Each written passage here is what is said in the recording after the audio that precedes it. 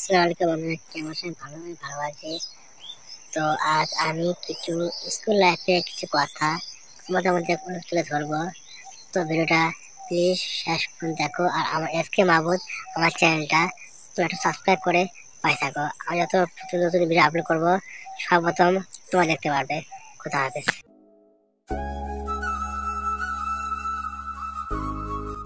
জীবনের পথে একসাথে চলেছিল সবাই, জানি না কোথায় যেন পেছনেই থেকে গেল।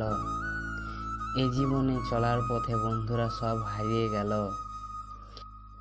যাদের সাথে প্রথম দিন স্কুলে গেছিলাম, যাদের সাথে সবসময় হাসি খুশি থাকতাম, যাদেরকে ছাড়া স্কুলের একটা মুহূর্তও পেরোতো না, এখন ওদেরকে ছাড়া অনেকগুলো বছর পেরিয়ে গেল। না আগের মতো দেখা হয়, না আগের মতো কথা হয়। যদি কোনো দিন দেখা হয়, বলে ভাই কেমন আছিস, কি করছিস বলে চলে যায়। ছোটবেলার কথা তো যেন কোথায় হারিয়ে গেল।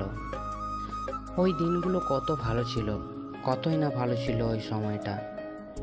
নিজেরাই মজাতে হারিয়ে থাকতাম, কাউকে পাত্তা দিতাম না। এখন ওইসব কথাগুলো খুব মনে হয়।